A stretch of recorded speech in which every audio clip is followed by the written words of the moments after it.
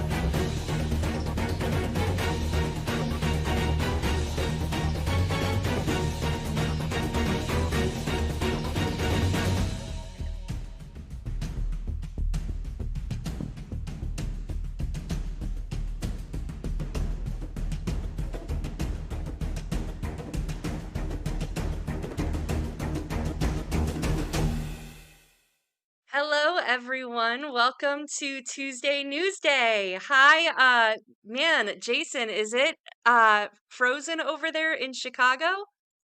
It's so cold. It's so cold. Cold. The storm is coming. So I'm so excited, guys, to have Jason Hardy with me here finally. I've been waiting to have you on for weeks to talk to you today. But for those who don't know, Jason Hardy is the new director of the RPG division that just rolled out this year. It's a brand new division. We've already announced that Voltron is going to be released later this year as an RPG. We'll do some talking about that, I'm sure. But in the meantime, while Jason freezes, I've got some announcements for you all. Feel free to pipe in with anything that you feel you need to say, Jason. I think a storm is coming. Thank you all for joining us. What I've got for you today, for Battletech, we have Mercenaries has been charging throughout the first part of this week. Pretty much all of wave one has been charged, has gone through. If you had any difficulties with your cards getting charged, don't worry. There's still going to be a wave two, but we want to get shipping moving as soon as possible. So shipping is on track at this point. Thank you again, Tyler, for everything that you do every day. New releases that are now live. These rolled out this last Friday on the online store. Most of them. One was a couple weeks older. But we have the Urban Mech Lamb Force Pack that is now available in the online store at store.catalystgamelabs.com. The links to each of these, by the way, are in the description of today's episode. Star League Command Lance, which has the first of the series of the pre-painted one mini. The Orion is in this force pack. The 40th Anniversary, A Game of Armored Combat, and the 40th Anniversary Beginner Box are now live on the online store. And the premium miniature Mad Dog, the Vulture, is live on the store as well. So that is the majority of our Battletech news. The final bit is that tonight on the Catalyst Community Discord, there is going to be an AMA live with line developer Ray Arasia and assistant line developer Aaron K. Hall at 8:30 p.m. Eastern. So it's just going to be all text-based. You guys can enter your questions and they'll answer anything that they can for you. Shadowrun Gosh, Jason, I'm gonna have you help me with some of this news. So I've talked about for a couple weeks now that there is a fifth edition bundle of holding coming, I believe in June. Is that correct? Yes, coming in June. It should have a lot of. We did a more core bundle last year. This will have more adventures, campaign things, and some good supplements. So it'll really help you beef up, fill out your SR5 line to Awesome. get you through the cold winter. Cold winter of June here in the States. Awesome. Last Yeah. week, I think it was, we announced Shadowrun Munchkin coming in September. How does that feel, Jason, having two worlds collide here?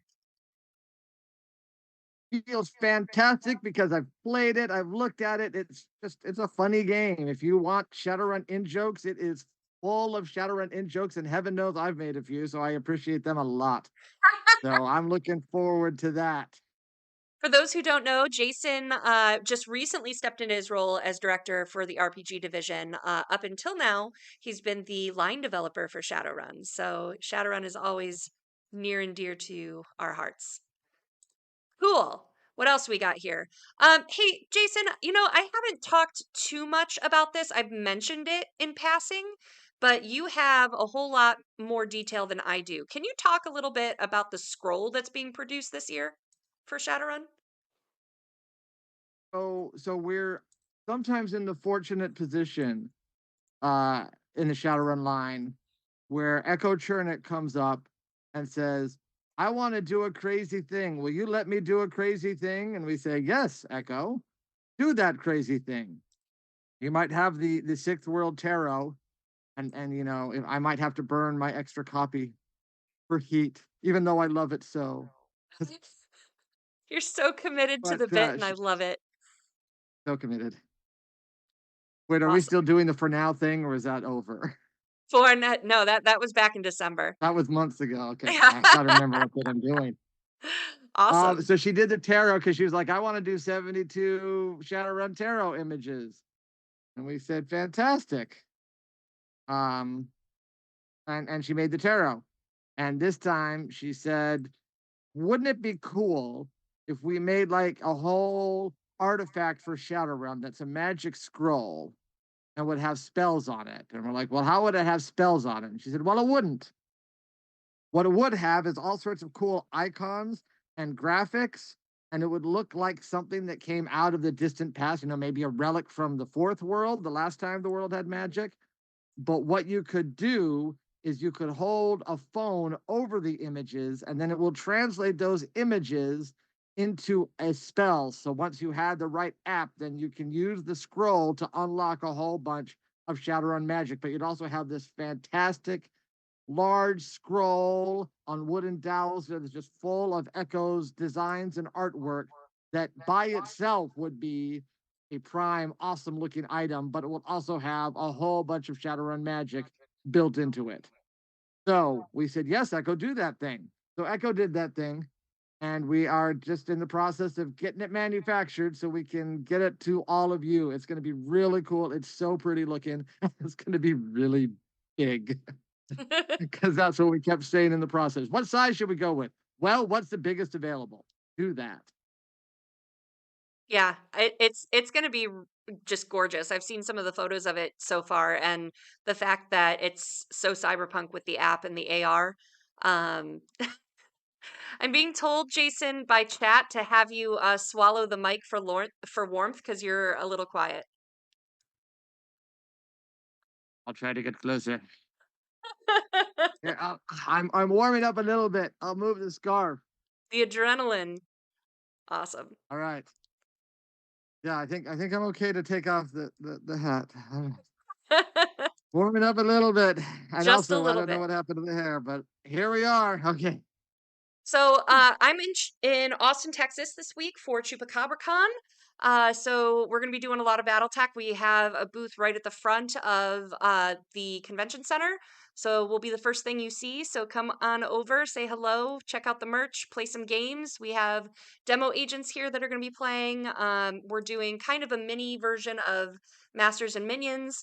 So you can meet, come play with me, come play with Russell Zimmerman and Phil Lee.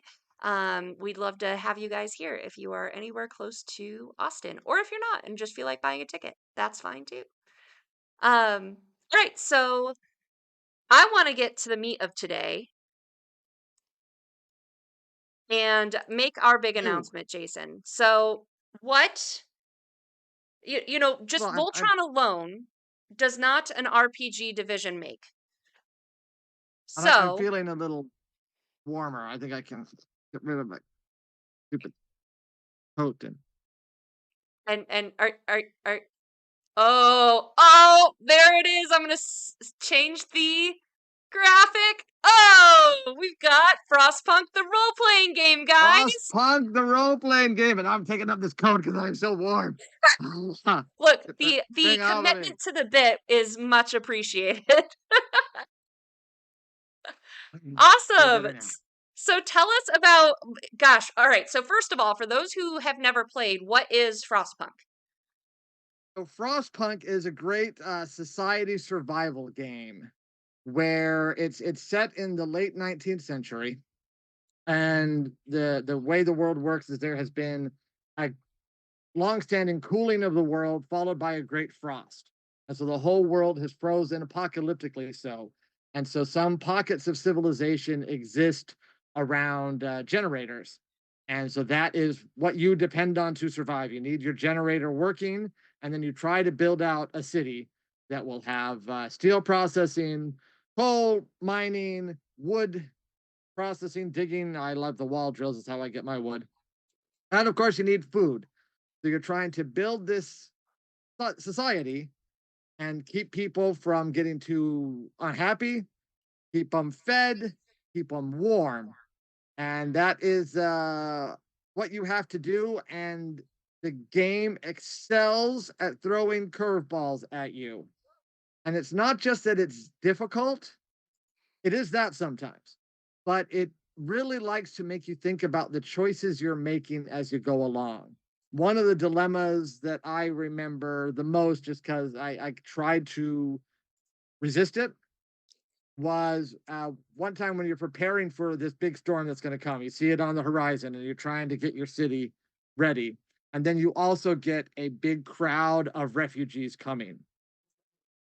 Do you take in the refugees? Do you take in just the sick refugees?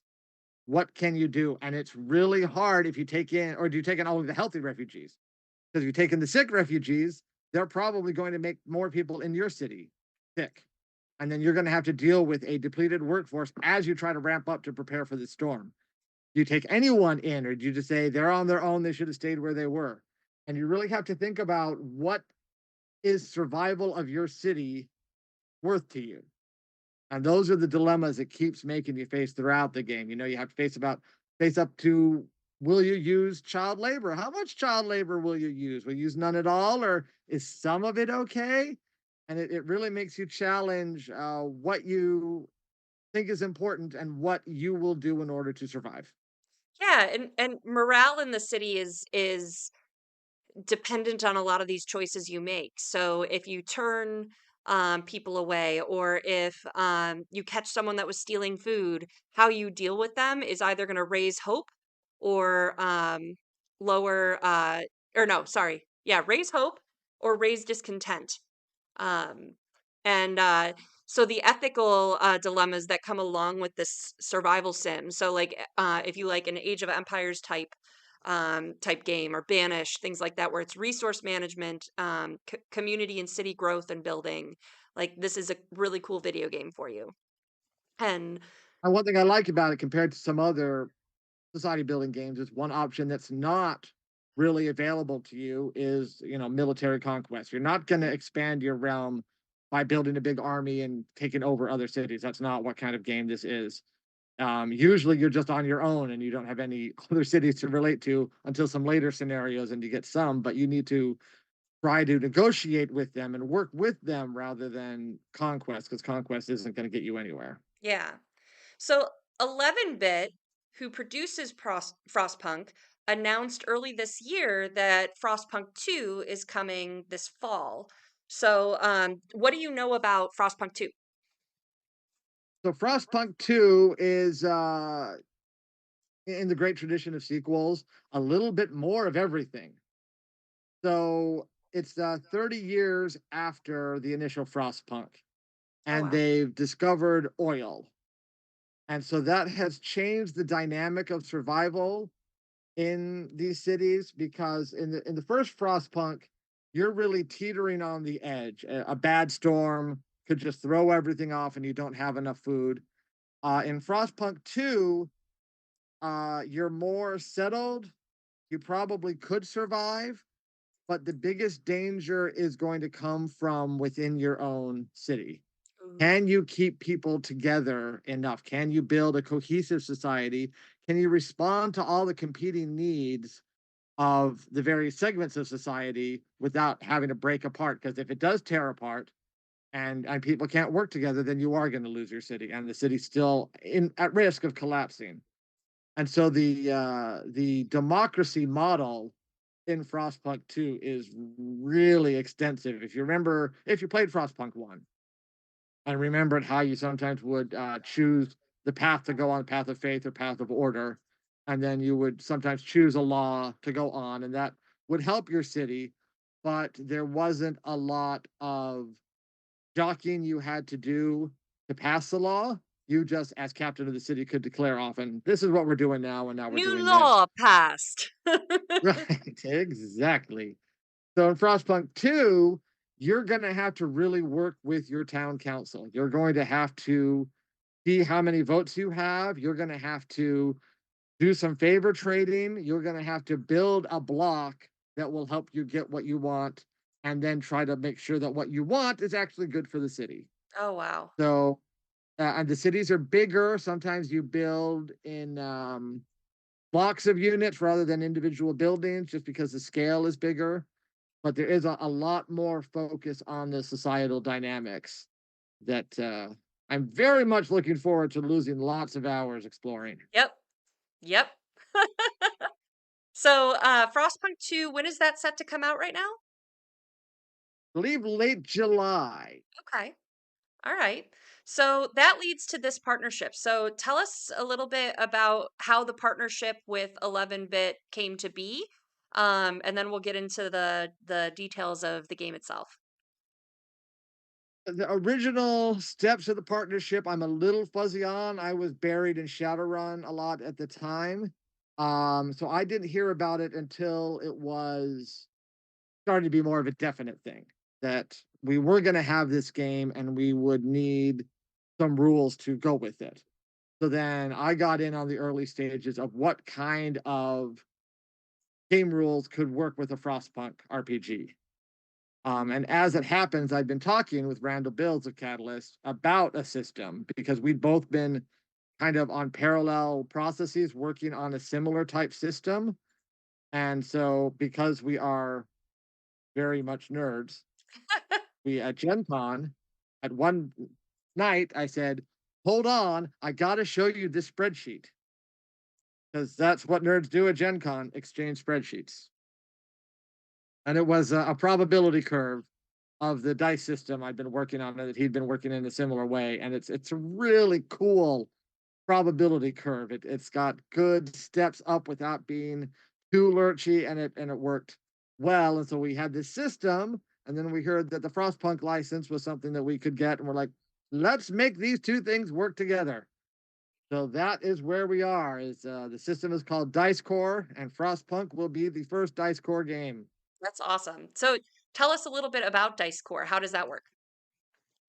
So it is a three dice pool system. So you're always rolling three dice, and the dice come from your character generally. One die comes from your attribute or skill, another comes from the attribute linked to the skill, and then the third die is just based on how complex the feat that you're attempting is. And you roll those and attempt to hit a target number, and you can get upgrades or downgrades to the dice based on sometimes the gear you have, sometimes the circumstances, choices you make, your relationship with other people. And so you might have, for example, a D8 in your skill. The linked attribute is a D6, and then your feat die is a D8. So those would be the 3 dice you're rolling. But maybe you made some really good tactical decision. Like you said, well, I know how this generator works. I'm familiar with this model. I've repaired it before. So I'm going to try to do the type of repair that usually works here.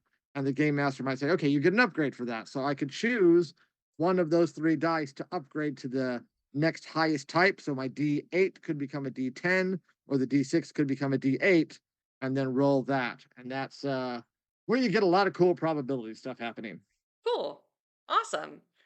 Right. So tell us about how do you take a game like Frostpunk and make it into an RPG? What can we expect that in terms of similarities or differences? So similarities, the biggest thing we wanted to look at, or biggest 2 things we wanted to look at, is first, the weather obviously has to be your biggest opponent. The weather has to be a factor. You have to be concerned about it. It has to have the potential to make your life really difficult without it encumbering the game too much. So you need to be able to have weather effects without you having to think constantly about the weather instead of what you're having to do. So that's an interesting balance, but the weather absolutely needs to be an NPC in effect, that you're always thinking about what it could do to you. Cool. And then the ethical dilemmas and the question of what will you do to get your city to survive needs to be a central question. And it needs to not always be easy. So, if there's an obvious path or an adventure, we probably designed it wrong. It should have a what are my values? What am I willing to trade to make this? And maybe if you roll some extraordinary combos, maybe you can get through without having to make a compromise. But that's not what the Frostlands usually are about. It's about what can I live with? Yeah. And so we wanted to keep that spirit in the game too, that you have to make difficult choices in order to keep your city alive.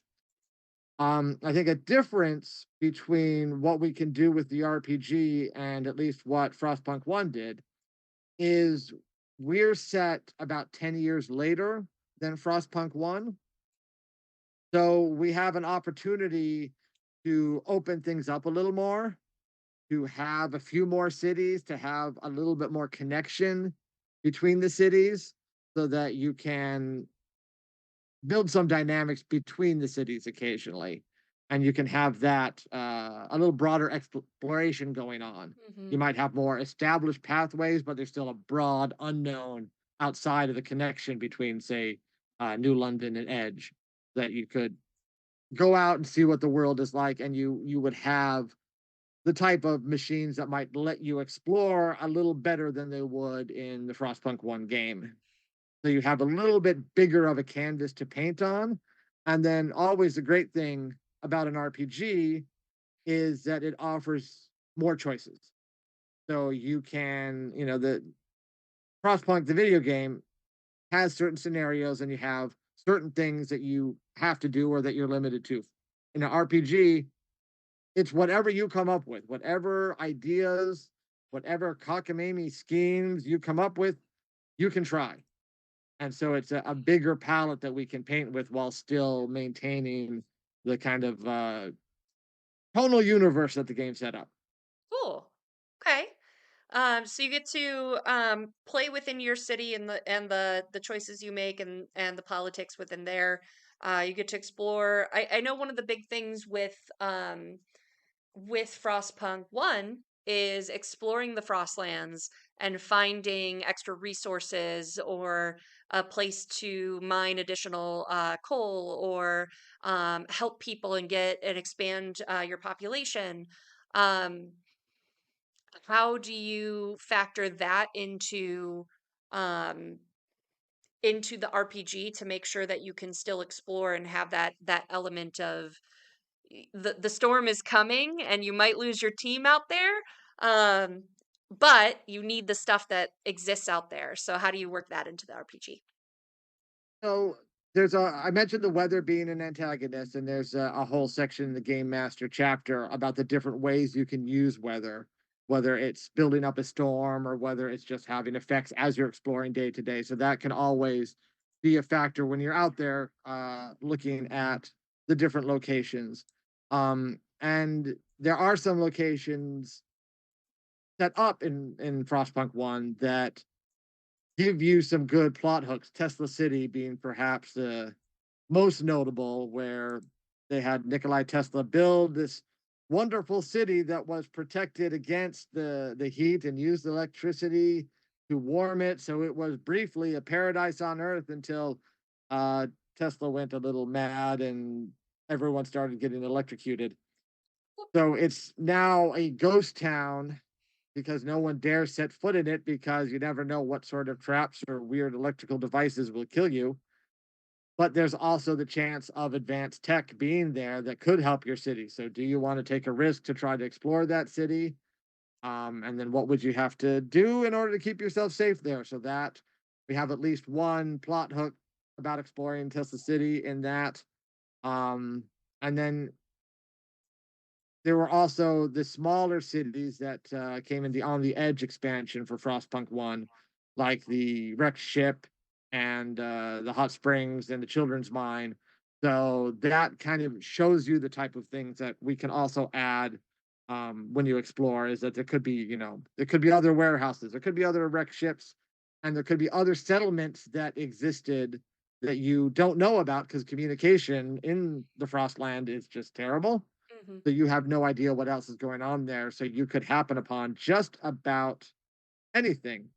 And in parallel with the core rule book, we will also have available for people to purchase at the Kickstarter, to back at the Kickstarter, an explorer's guide to the Frostland. So it will be a broader Oh, set neat. of adventures and locations and everything. So you can really take a look at the broad expanse around your city.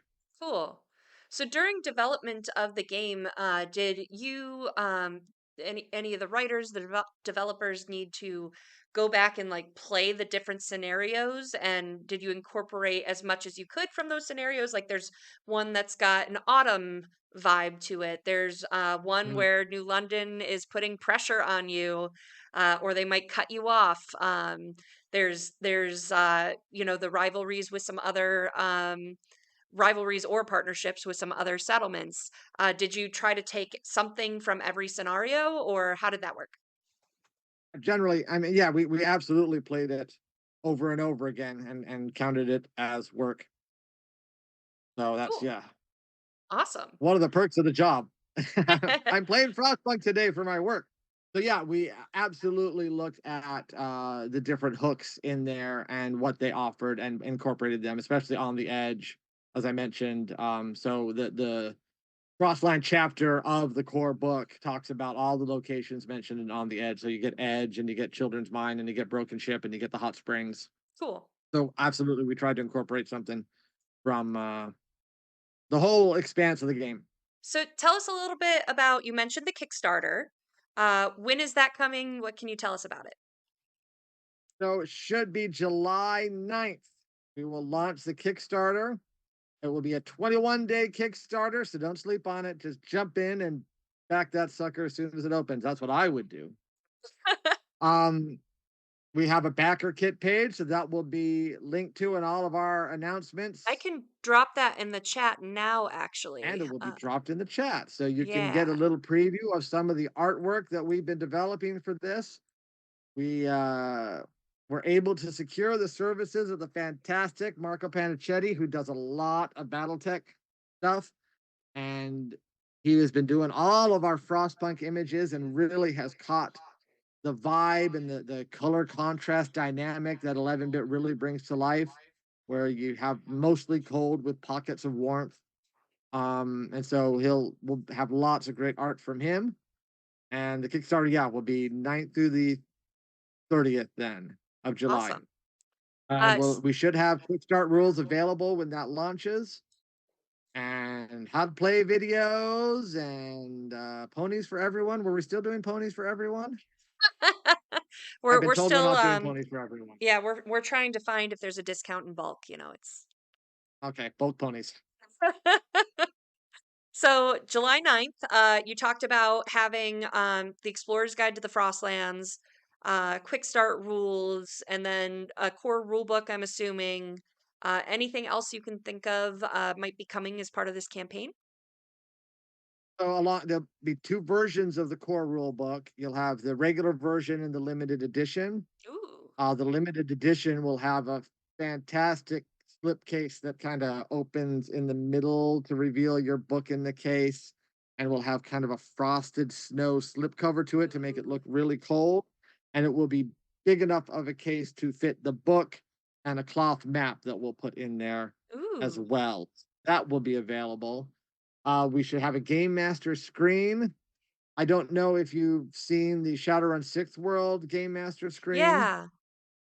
So, it's got the heat trackers on Yeah. it so that you can track how So it's more different corporations interactive and instead entities of just are how mad they are getting at you.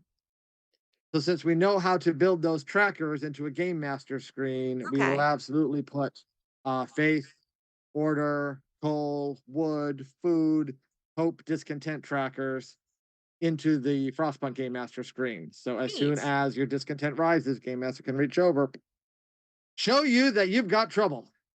Awesome. Awesome. All right, so it sounds like there's going to be a lot of really cool stuff and add-ons. I'm excited just about the cloth map. That's going to be pretty cool. Um, Oh, and dice. We should be doing dice too, ooh, because is dice do are awesome. are there any talks yet about like are they going to be super icy looking or blue or white or clear or anything like that? I've got ideas, but I don't want to commit until I've talked to our partners and made sure they can do what I want to do. But Awesome. I've got a version close to what I want, so I'm pretty sure they can. Well, Cool. here, I'll just contradict myself and say. So this is not quite what I want him to look like, but this is something Norse Foundry already makes. Oh, So if okay, we get neat. something about like that, Okay, cool. then we're in business. Awesome. It'll Anything just have. else? I want to get tints of color on it because that's important to the DiceCore system. Is being able to tell what dice you're using by shape, by color, so that you can use whichever coding system works for your preferences. Cool. Okay. So, anything else that you want to add about Frostpunk, the RPG, 11-bit partnership, the RPG division, DiceCore, anything before I switch over to questions? I mean, everything about all those things. I Keep love all going. those things. They're fantastic.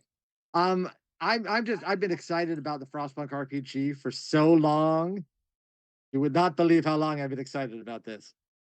I love the game. I love the atmosphere that it makes. And the thing, if you've played any of 11 bits games, from Frostpunk to this War of Mine to anything, you can see how seriously they take all levels of their games. That from plot to visuals to what do we want people to take away from this game. And so to have them, as partners who are continually making sure that we're at their level is great because we will keep trying to give the sort of choices that reflect the choices they want in the game. And I love the atmosphere that they created. So the fact that they want us to have that same atmosphere is fantastic. And it's great that we will be able to do that. I'm really excited that they've supported us in this announcement. Awesome. And then DiceCore, I love the system. I would, but I think it's really elegant. Um, and I developed a basic version, kind of a version for kids. I didn't want to call it DiceCore Kids because I didn't like the sound of it, so I'm calling it DiceCore Essentials right now. And played it with my daughter, and in her totally unbiased opinion, it's better than D&D. So we Oh, got that yay, going for us. AC. Yay, she has place to sleep still. Awesome. Okay, cool. Well, I'm going to jump over to questions, Jason, because there's a bunch of them for you. Um, Excellent. I'm going to cover the Frostpunk ones first. So, from Lorcan Nagel, the computer game of Frostpunk has had some criticism about the broad choices being a little bit too binary. Will the RPG allow for more scope mechanically? Absolutely. And that, as I said, that's one of the great things of an RPG is that you can broaden the choices overall. So, for example, where you don't have to choose between faith and order for a city, you can track the levels of both of them as you go through. And so you can see what the different effects of faith and order are. And then as far as what you play, your character options are not limited at all. If you can come up with a background of someone who would plausibly live in the Frostlands, and you can throw them in and see what they do. You can be a beacon master, you can be a captain, you can be a tailor, you can be a farmer, you can be a miner, you can be a doctor. I could go on. And you can have your group made up of all these disparate abilities and then see what you can do as a team together. So it does open up the world a little more. Yeah. Dana Robinson, who guessed in the startup that this was Frostpunk, um, Well done, Dana. yeah. Are the players in the RPG playing rival cities, or is it a ground level RPG? So I think you're kind of starting to touch on that a little bit. Yeah, typically you'd be playing a group of people probably from the same city, but it doesn't have to be. If the storyline wants there to be people from different city working together and possibly sabotaging each Ooh, other on a common task, I absolutely am ready to sign up for that game to either run it or play in it, and I'm ready. So yay! that you're Awesome, absolutely playing that way, but you will be playing individual characters rather than like trying to control the full city. awesome. Okay. Um, Prussian Havoc asks, "What does the Frostpunk RPG bring to the genre, and how does it set itself apart? Do you think from other end time RPGs like Fallout?" So I think it brings more focus on societal survival and figuring out what you're going to do for your city as a group, and far less focus on scavenging and combat. So it's a lot more group dynamics, and it's a lot more ethical choices Okay. than post-apocalyptic games tend to have. A lot of post-apocalypse focuses on everyone's screwed, get yours while you can. And that's not to criticize. I worked on Shadowrun for a long time, which is kind of post-apocalyptic, and I know how it goes. Um, but this is a lot more focused on social dynamics than many games tend to be. Okay. And it Turbo Tur- introduces a new system. And I think it'll be fun for people to see what this system can do in how flexible it is, but also fast moving. Great. Turbo Turtle asks, "Are we getting fiction for Frostpunk?" Turbo Turtle knows where his bread is buttered.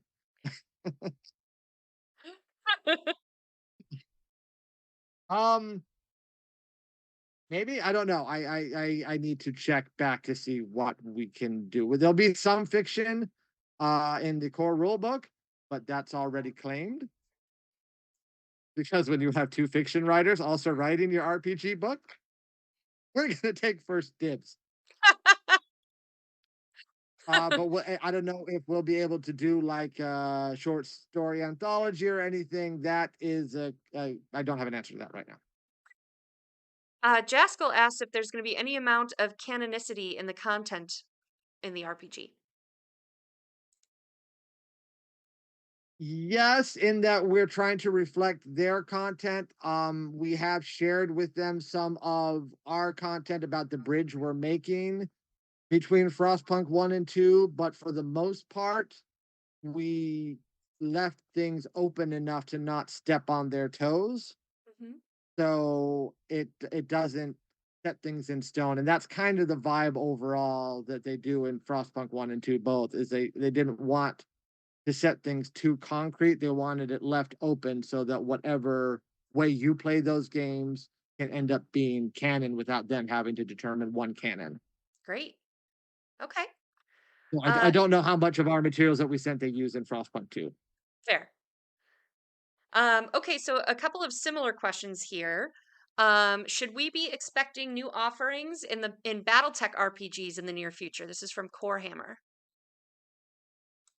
So that falls in the Battletech department to this point. They are taking care of that.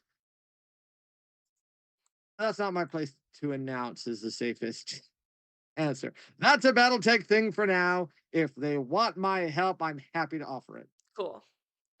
And then would DiceCore work well to breathe some enduring form and function into Leviathan's campaigns?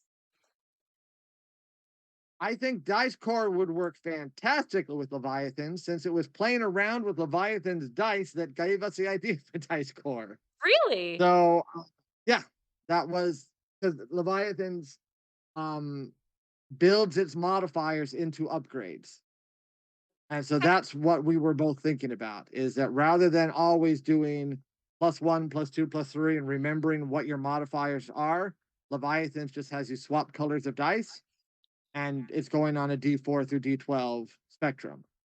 So Awesome. both Randall and I were thinking of how elegant that was to not have to track all the modifiers, just use it, put the modifiers in what dice you're using. And so that's how we started both thinking about how could you do it in a role play, and it came up with a dice pool being the best way to do that. Okay. So since when I first play tested Dice Core, it was with Leviathan's dice, and we were basing a lot of our modeling off of the Leviathan's dice color scheme. I think sure we could look at that in the future. I don't want to bother the Leviathan's people until the Kickstarter is fulfilled, but I know that is making excellent progress because I edited a whole thing about that recently. Awesome. So Great. once that's all fulfilled, then I'll definitely harangue Bryn about that. And I think Bryn, who works on Leviathan, should be amenable because he wrote a lot of the FrostPunk core book. He was very much involved in that until we yanked him off to send him to Leviathan's land. Great. Cool. Jaskell asks, any plans to release DiceCore as a standalone product? Yes, possibly. I don't know what form that will take yet, but that probably will happen. I just need to figure out, like I said, the form and what kind of license we release it under. Okay. All right, cool. A couple of questions that popped up for me. Keep entering them in the chat if you have more for Jason about anything we've talked about. Core Hammer asks, will there be anyone with 40 year patches at ChupacabraCon? Probably the only con I'll get to this year. I know that that's supposed to be just a Randall and a Ray thing, but I could probably finagle something for you. But I think the whole thing is you have to shake one of their hands to get the patch. So if I just pretend to be Randall or Ray, um, then maybe we could work something out. So I'm gonna have to get myself a really nice beard for Randall, and we'll make it happen. Um, Magna Morbius asks, has CGL ever considered an approved live play for the Battletech RPG, sort of like Critical Role, but less spells and more PPCs, the the weapons and the drinks? And Karamindy follows up with, if Catalyst does consider it, can you convince the Lord Commander um, to come out of retirement for it? Um, so I can say that there is something being worked on. As many of you know, on the Shadowrun side, we did some work last year with Realmsmith, the YouTube channel, and Critical Role actors and stuff like that to do a Shadowrun RPG. So we are starting to poke around about something similar for Battletech, but nothing that I can talk about just yet. So uh, But I totally support that she is looking for this and wanting to make it happen. very, very much so. It's been a good week of progress on that, but I can't say why. Jaskell asks, are there any concerns about Kickstarter bloat with BattleTech still technically live and Levs still in production hell? I'm gonna let you answer that, Jason, and I'll take a I second mean, stab. the short answer is yeah, because we want to be able to handle things, and so we have rescheduled things and redone things, and we are concerned about doing too many. So that is a concern we take into account. But I think that the Frostpunk RPG is a different sort of Kickstarter in many ways. I think the audience for the Frostpunk RPG will be different, at least than a lot of the BattleTech audience. There will be overlap, but there will be fairly distinct. And there's also just the timing of Frostpunk 2 coming out, and the fact that we can build on that and get support from 11-bit while they're pushing Frostpunk 2 to also help us out with our Kickstarter, that just makes a lot of sense for us to do. The Frostpunk RPG will be considerably simpler than the Battletech Kickstarter. There are some supercomputers that are considerably simpler than the Battletech Kickstarter, so that's not saying a whole lot, but it will have, just less items. It will not have 500 or whatever independent No, it SKUs. will not. There's no way we'll get that high. So it will be easier to manage. And the fact that we are as far ahead on the product helps a lot too. That the book has been written and edited, and we've got a ton of art already in. The QSR has been written, edited, revised, laid out, reviewed. So we'll have the QSR hopefully in the very near future. So we have the product and we can just focus on making sure that the product we have will get out rather than trying to lift a big manufacturing burden Yeah. to fulfill the Kickstarter. And I think that just to add on to that, I think that, Battletech and the Kickstarter that happened last year really opened a lot of doors for us as a company to be able to expand into these different divisions, which each are pretty much functioning as their own pillar. So yes, we want to support BattleTech. Yes, we want to support Shadowrun and Leviathans.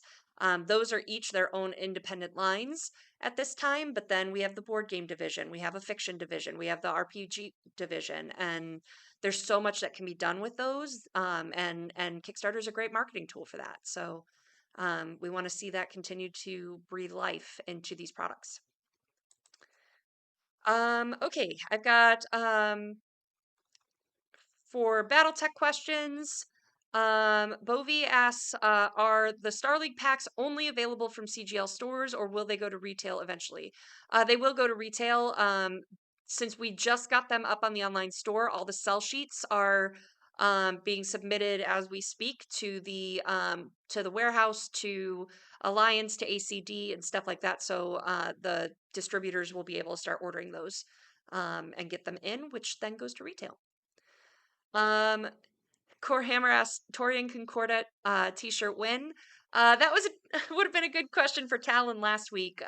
He's the one that does those. If you have ideas, I think honestly, Jared is our new salesperson, or not sales, distribution fulfillment person that we mentioned last week on the episode, and he's got some. He's already reached out to me with some great ideas for premium minis. Why not, instead of us coming up with the next 5 or 6 of those, why not ask the community and see what the votes come in as? Maybe we can do the same thing with the t-shirts as well. So stay Take a tuned on that. Canopian t-shirt. There's a what? I'd take a Canopian t-shirt, Maiden Street Canopus. Awesome. Does the 40th anniversary beginners box set and a Game of Armor combat box set only have new cover art, or is there content changes too? That's from Prussian Havoc. There are refreshed miniatures in there. They have the fewer mold lines, and they're a little bit higher quality than you've seen before. And then there's Clan record sheets. The minis are also going to be twisted a little bit to line up with the edges better. So there's been like a little refresh on some of that. Same minis, but updated and a little bit higher quality there. Magna Morbius asks, what merch will be at UK Games Expo? I want a trash can lamb. I believe they're going. Randall is actually on a plane Jason was just telling me, to New York, where he leaves for Spain. And I know UK Games Expo means so much to him. He gets so excited about that one. So he's taking everything he can. So as long as I'm not sure what is on the list or what isn't, but I would imagine that our brand new force packs that are released will be there. Zach Mowry asks, any date estimates for Star League Pack 2? Um, I don't think we do at this point. I'm sure we do, but none that I'm aware of. So I'm gonna have to. I would have to follow up on that one. Or you can go to the BattleTech AMA that is tonight at 8:30 Eastern on the Discord server for Catalyst. The link is in the description of this episode, and you can ask Ray and Aaron tonight, and they should be able to tell you. Chris Merwin asks, hate to ask BattleTech Kickstarter questions, totally okay. Can you tell us anything about shipping timeline? Who is doing shipping, etc., especially for folk who may be moving this summer? So QML is our shipper, and the data file is being turned over to them now for Wave 1. So if you've been charged, you are in Wave 1, and so that spreadsheet is going to be sent over. They are still looking at fulfillment beginning end of May to early June. So basically, by the end of this week, if you do have a change of address, you'll be able, there's a link that's been in the past couple of backer updates for QML customer service, and they'll help you get that address updated. So you can make sure that there's no issues there. Let's see. Prussian Havoc asks, can we please get some Leviathans, the Great War merch? Even just a t-shirt or a baseball cap would be terrific. We did have a t-shirt at one point. But I know that as we get into planning for a big launch, like once fulfillment is complete, like that is our big goal right now. But then we want to do a ton of stuff for like a big rollout thing. I know I've mentioned in the past we're looking at shooting some content on the, I think it's the USS Olympia in Philadelphia. So they've reached out to us. I think I still have an unread email in my inbox of them checking in on that. So we want to do some content there. We want to make it a big thing, and I'm sure there will be merch for that. Circling back up to the top to see if I've missed any questions. Let's see. Prussian Havoc asks, can we have you run Tuesday Newsday from a different contingent every week for the remainder of the spring? Meaning what? Different continent. I read that wrong. I mean, I'd be good with that. However, no, that's a little too much travel for me. But I've got the next few weeks of travel planned. But I am gonna plan to have basically long term for Tuesday Newsday. This is still only what, episode 13 or 14. So I wanted to get through all the directors and all of the new releases, and have people kind of come on as relevant to announcements like these. But long term, I think it's going to kind of be a rotating. I want to get to the developers, I want to get to the writers, I want to get to the artists, and then like so everyone would probably be on once every quarter or every 6 months. So I do want to have like board games come on and talk about the future of the board game division and some of the massive releases we have, and that's Mike Ritchie. And we've been growing, so our director team's been growing, so I've been able to bring some extra guests on. So lots of content to come. Let's see, anything else I am missing? Turbo Turtle, we need BattleTech Hawaiian shirts. Cool. I think actually that would be something fun to if you email store@catalystgamelabs.com and say that, we can get it on Talon's radar and forward it to him. So he is the one for in charge of ordering some of that stuff. I will say, because we have 5 minutes left and it looks like we're running short of time. I do have for merch something that I'm planning for the 40th anniversary of Battletech and the 35th anniversary of Shadowrun. Is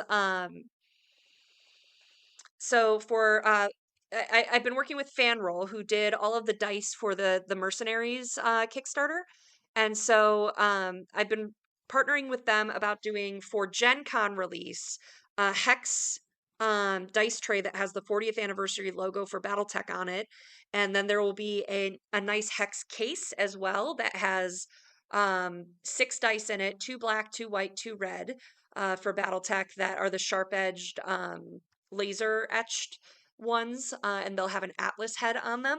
So that's going to be a pretty neat 40th anniversary collector's kit. And then for the 35th anniversary for Shadowrun, we're going to have a dice tray with fuchsia, and then the orange 35th anniversary logo on it. And then we're going to have I think it's going to be a tin at this point, but that might change. And it's going to have, we're still deciding, 12 or 15 dice. They're going to be in the 6th edition colors of the fuchsia or the teal. But they're glow in the dark and or UV activated. So it's also going to come with a little black light flashlight. And so they're going to be a little clear looking, but as soon as you put the flashlight over it, they pop and are all glow in the dark. So those are going to be 2 fun sets for Gen Con coming out. So I'm really excited about those. So that was my little project when FanRoll reached out. I was like, I want to do it. So yeah, those are coming for Gen Con. I'm going to check the questions, chat one more, or thing one more time. Ram's Head SR logo dice win. The Troll Skull, I'm assuming. The Troll Skull Shadowrun. So we have a lot of Shadowrun dice that have come out over the years. So that's going to be this dice set is going to have the 5s and 6s are going to have the Shadowrun totem on it, and then the 1s have the Troll Skull, like we've seen in the past. So I'm pretty excited for it. Jason, anything else you want to add? Let's see what Shadowrun dice I have here. Let's see. Like that. Let's see. With the Ooh, logo and a 5. And the troll skull. Yep. That's what we'll have. So all of that has been Plus, I have sent. my Shadowrun dice right on my desk. I'm ready to roll anytime. Hey, listen, if I was home, I'd have them. I think I have them in my backpack actually. But cool. Well, thank you all for joining us. We're just going to wrap about 2 minutes early then. Thank you for the questions. Thank you for being here. Thank you, Jason, for being here and helping me announce FrostPunk. Hope you didn't get too sweaty sitting in your Still a little sweaty. sitting in your warm clothes, but I love the commitment to the bit. So thank you guys all for being here, and we'll see you. Am I going to be on next week? I think I'm planning to be on next week.